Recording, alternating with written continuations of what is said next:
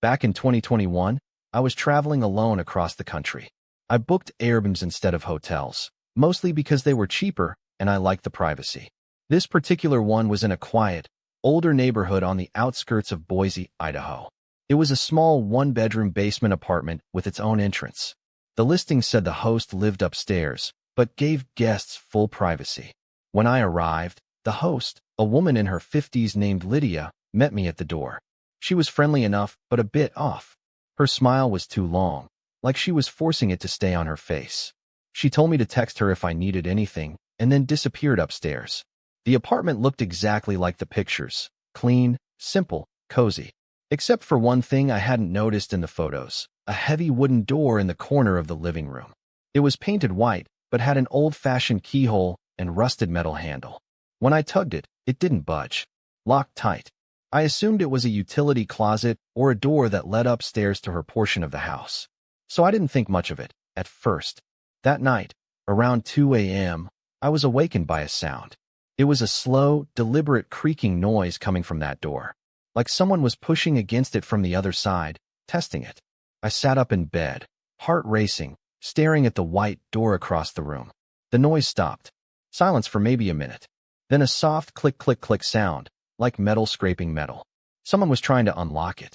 I grabbed my phone and texted Lydia. "Hey, is that you down here? Did you need something?" No reply. But I heard footsteps creak on the floor directly above me. Then silence again. I barely slept the rest of the night. When morning came, I saw something that made my stomach drop. The white door was open about an inch. I looked inside. It was pitch black. A narrow set of stairs led upward to another door at the top. It must have connected to her part of the house. That afternoon, I confronted Lydia politely and asked if she'd been downstairs during the night. Her expression didn't change, but her voice tightened a little as she said, "Oh no, that door should stay locked. It's just for maintenance." She smiled again, too wide this time, and changed the subject. The second night, it happened again. Only this time, the sound was clearer, slow footsteps coming down those stairs. Then the faint creak of the door handle turning. I didn't wait to see what came next. I grabbed my backpack and bolted out the front door, barefoot. I sat in my car until sunrise. When I returned that morning to grab the rest of my stuff, the white door was wide open, and the stairs were wet, like someone had just mopped them. Lydia stood in the living room, smiling. She said, "Oh, I was just doing some cleaning. You checked out early." I left without a word. Airbnb support later told me the listing was removed for policy violations. To this day, I don't know what was really behind that door, but something in my gut says it wasn't a maintenance room. Story 2. The mirror in the guest room. After that night, both of us wanted to check out early. But Russ, the host, wasn't available in the morning.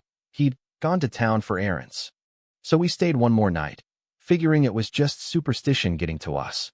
That evening, while unpacking, my girlfriend noticed something we hadn't seen before. Faint smudge marks on the bottom of the mirror. Not fingerprints, but streaks. Almost like handprints pressed from inside the glass, dragging downward. She said it was probably residue or condensation. I tried to convince myself too, but the smears had shapes. 5 long, uneven streaks, like fingers. We went out to dinner, came back around 10 p.m., and as soon as we opened the bedroom door, we noticed the lamp was on. We hadn't left it that way. The mirror was uncovered again.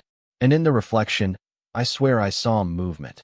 Not us, not our shadows, but something crouched in the far left corner. I turned around fast. Nothing. But the air was heavy, like static. My girlfriend wanted to sleep in the living room that night. We dragged our blankets and pillows out there. Around 2 a.m., I woke up needing water, and stupidly, I decided to go back into the bedroom. The mirror was glowing faintly, like there was a candle burning behind it. I stepped closer.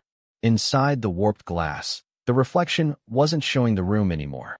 It showed stairs, an old staircase leading downward into darkness. As I stared, a man began walking up those steps, slowly, head lowered, wearing the same long black coat from before. When he reached the top, his head snapped up toward me, but his face was just a blur of shadow. I stumbled backward, grabbed my bag, and we left right then, didn't even bother locking the door. We drove to a motel and slept there instead.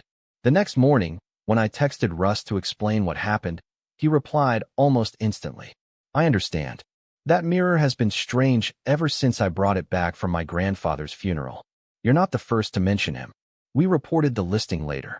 The post is gone now, but I still see that warped reflection when I think about it. That shadowed face staring out from the dark, trapped between glass and memory. Story 3. The Disappearing Host. This last story comes from a woman named Erin who sent me her experience from 2019. She was on a solo business trip to Colorado Springs. Her company put her up in an Airbnb that looked perfect, a rustic cabin near the woods, quiet, clean, great reviews. The host's name was listed as Tom, but the photo showed a house instead of a person. No big deal, plenty of hosts do that. When Erin arrived, she noticed the place was spotless, maybe too spotless. The living room smelled like bleach and air freshener mixed together. But everything seemed fine.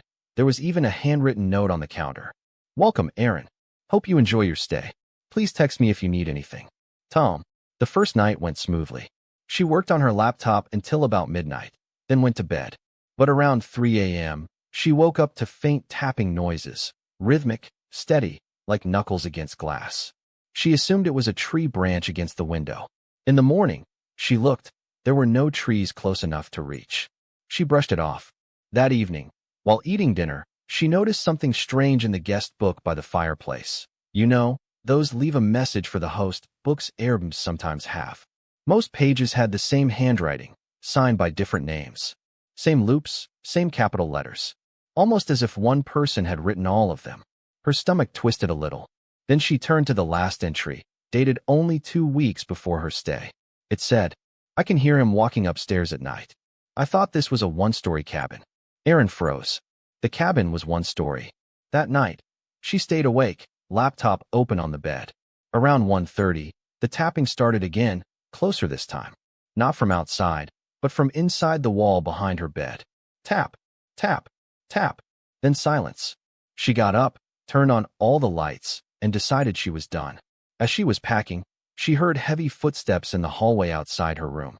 Slow, deliberate. Then the sound of something dragging across the wooden floor.